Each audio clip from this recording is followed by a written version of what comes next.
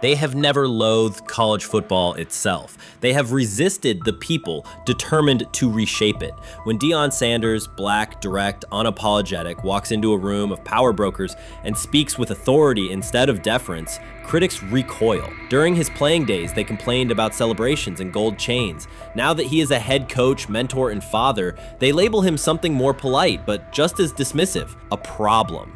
At Big 12 Media Days, Sanders addressed the accelerating chaos of the name, image, likeness market. He said college football needs a salary cap, not to hobble players, but to impose order on a system that showers unproven freshmen with seven-figure promises while the rest of a roster hunts for scraps. He called the situation unsustainable. Within hours, ESPN commentator Paul Finebaum branded him a hypocrite, arguing that Sanders profited from NIL at Jackson State and now wants rules only because his most marketable athletes have moved on. The accusation spread quickly because it fit a comfortable storyline. Outspoken black coach gains from change, then protests when the advantage disappears. That framing ignores context. Sanders never criticized players earning money. At Jackson State, he urged corporate sponsors to partner with athletes who had been invisible to major brands for decades. What he wants now is stability, standardized guidelines, basic financial literacy, and roster balance that prevents locker rooms from fracturing over uneven payouts. When other coaches, Nick Saban, Dabo Swinney, Lane Kiffin, voiced similar concerns, they were praised for foresight. When Sanders spoke,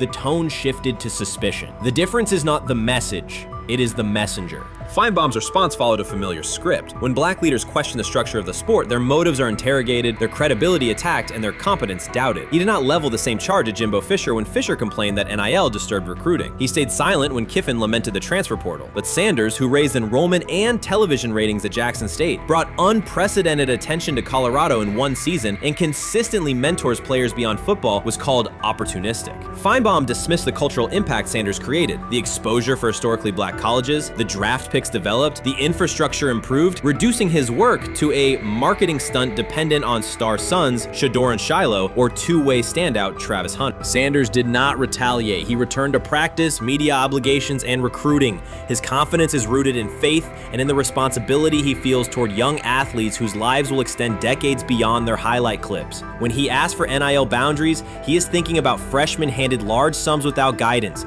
families unprepared for sudden wealth, and programs that abandon kids once production stalls. He has watched that cycle from the inside. He wants protections, not restrictions. Critics predicted Colorado would fade once Shaduer and Hunter leave. Instead, Sanders signed blue-chip quarterback G.J. Lewis and a wave of transfers eager to join a program that values personal growth as much as on-field wins. Recruits see a coach who challenges the status quo, who places black culture at the program's center without apology, and who will remain visible when social media buzz cools. They recognize that Sanders does not chase attention. Attention follows his results. Media outlets reduced the upcoming Buffaloes season to a win total prop. 6 victories, give or take. Sanders is playing a longer game. He wants to show young athletes, especially black athletes, that they can lead authentically, speak with conviction, and refuse to shrink for access. Success measured only by the scoreboard misses the point. If Sanders builds men who graduate with financial literacy, self-confidence, and community awareness, he will consider the mission successful, even if Colorado finishes with 5 wins instead of 10.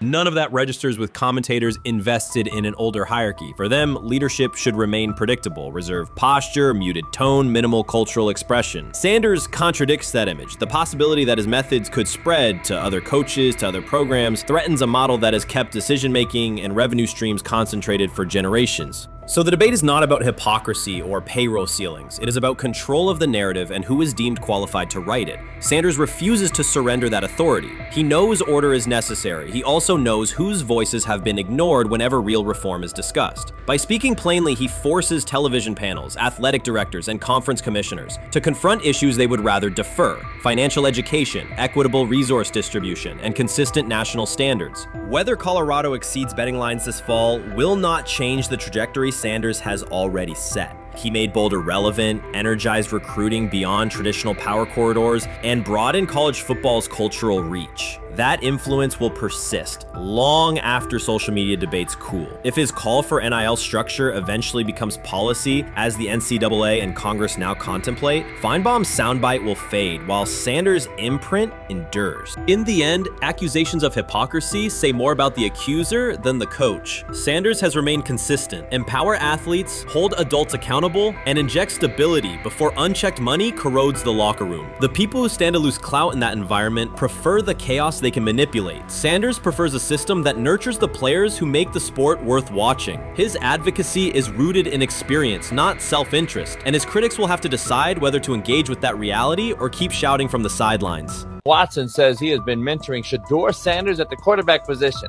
The biggest failure in the NFL is now mentoring quarterbacks. The most overpaid underdeliverer at the position is now mentoring 2 rookie QBs and a Super Bowl champ. So what exactly are you mentoring him at? You have had 24 civil lawsuits that you paid off to go away. And when you play, you are as ass as those massage therapists are, apparently. Shedeur Sanders is also a show. It's all about him. It's all about anything else. If you don't see that by now, then you're just blinded. Cleveland's second most talked about player has yet to take a professional snap, and it isn't Deshaun Watson. Rookie quarterback Shedeur Sanders has already captured the locker room's attention and the fan base's enthusiasm, creating a visible shift in the team's internal dynamics. Watson, once the uncontested focal point, now shares the spotlight with a newcomer who has only practiced in shorts. The Browns are experiencing a rapid, unforeseen change in popularity within their roster. 4-man competition. It's not. It's 2 guys versus 2 guys. It's the 2 older guys to be the starter. Yeah. It's the 2 younger guys to position themselves however it may be and show little improvement every single day, right? So, of all the things I'm watching the first 5 when they break a session, the first 5 with the veterans, with the ones. Who's in there, where are they going? The ball's going to Judy, right? Flacco's no dummy, lasts as long as he has, right? He can really whiz it. But as we go on, I want to watch these guys because they probably just got plays installed Tuesday and they're out there running on Wednesday. Shedeur Sanders arrived in Cleveland and immediately commanded attention. The rookie has yet to take a preseason snap, yet the energy around him inside the building and across social media eclipses what many veterans receive in an entire season. Fan enthusiasm is so strong that Deshaun Watson's jerseys are already drifting toward the clearance rack at the team store. In a matter of days, Sanders has become the roster's second most popular figure, while Watson watches his once secure QB1 status and public approval shrink by the hour. Shedeur or Deshaun? Who do you want as your quarterback next year? Honestly, Shedeur. I love Deshaun though. Like, I don't understand all the hate for Deshaun. You get hurt and you get booed, bro. That's foul. That might be the foulest I ever seen. The Browns' social media staff posted a single candid photo of rookie quarterback Shedeur Sanders releasing a warm-up throw, and the response was immediate and overwhelming. Fans saturated timelines with edits of themselves alongside him, while Deshaun Watson's routine practice reps drew comparatively little notice. Although an official Sanders jersey has not been released, unauthorized versions are already moving at a pace that exceeds merchandise sales for several other AFC North teams. The surge in interest marks one of the most intense fan reactions Cleveland has experienced in recent memory. The excitement surrounding Shedeur also triggers a wave of criticism. Veteran analysts, anchored in a 1980s mindset, question whether his style will translate into lasting success. They focus on his NIL earnings, social media presence, and visible confidence, arguing that the image overshadows substance. To them, outward self-assurance appears to be a distraction rather than a competitive asset. Even a simple smile or brief display of personality is cited as evidence that he lacks the measured discipline they expect from a starting quarterback. Critics claim Shedeur Sanders is notable only because of his father, overlooking the performance he delivered at Colorado. Many of those same observers ignored the Buffaloes until Deion Sanders made national headlines, yet they now question whether his son has earned the attention. They want rookies to keep quiet, carry clipboards, and wait 2 seasons before challenging for a starting role. Sanders is disregarding that script from the moment he arrived. His presence has already turned Cleveland's quarterback discussion into a genuine 2-man competition before a single preseason snap. Deshaun Watson maintains publicly that the situation does not concern him, but it is hard to believe the pressure is not real. A fully guaranteed contract protects his paycheck, not his standing in the locker room. Sanders, meanwhile, is translating charisma and early momentum into tangible influence with teammates, coaches, and fans, reshaping expectations for who will lead the Browns on opening day. I'm a firm believer. if I wanted Shedeur Sanders at 2, at worst at 33, of course I already think that he's better than other quarterbacks. Because that's the type of talent, that's where I would have picked him at.